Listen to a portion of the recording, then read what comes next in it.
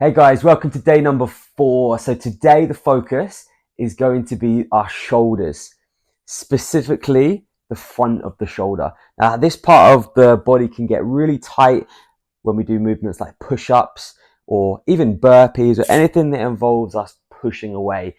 If we sit at an office desk, we can get quite rounded.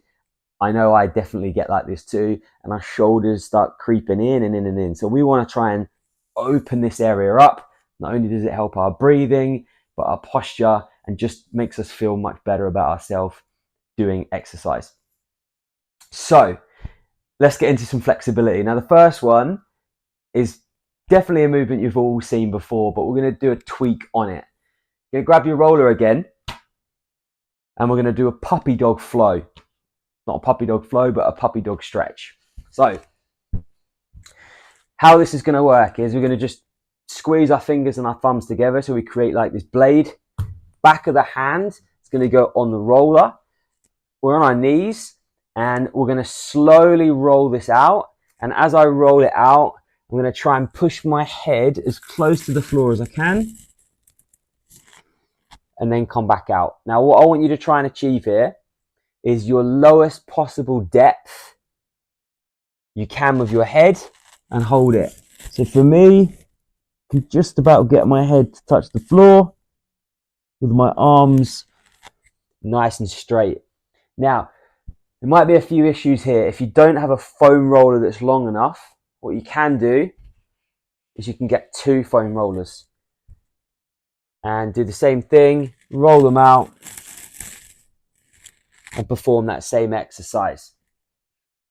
So you might have 2 small ones, or you might actually have one which looks very much like that. So that's going to be our first exercise. I want you to do 10 of those with a hold at the bottom, getting that shoulder stretch. If you don't have a foam roller, you can actually, if you're on carpet, you can just slide your hands out. But obviously, the stretch isn't going to be quite as challenging as it would be on the roller. So that's going to be the first one. That's going to open us up quite nicely. Now the second one, you're going to grab your trigger point ball or your lacrosse ball, cricket ball, golf ball, tennis ball, whatever you've got, dog toy. Some of you guys were saying, you're going to place that ball into the front of the shoulder. Now what I want you to do here is use the palm of your hand, and I want you to go hunting around in the front of that shoulder until you feel a slightly tender part. So for me, it's not going to be hard to find somewhere. So there. Then you're going to bring the other hand on and you're going to corkscrew that ball into the shoulder.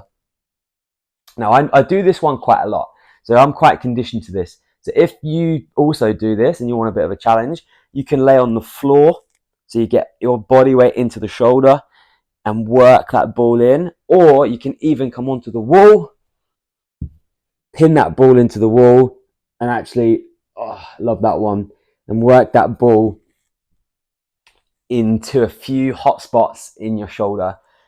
So I would say find 3 hot spots, as I call them, in the shoulder, and then do the same on the other side. Great exercise. Then we're going to finish up with our flow.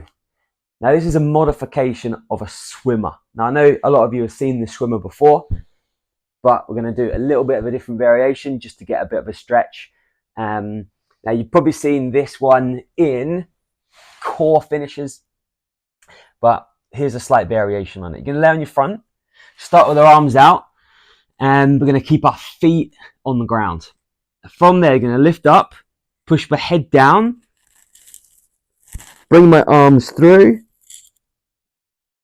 and then try and lift my arms as high as I can, keeping my head down, getting that nice stretch through the front of the shoulder, and then without touching the floor, I'm going to bring those arms back out in front and try and lift again.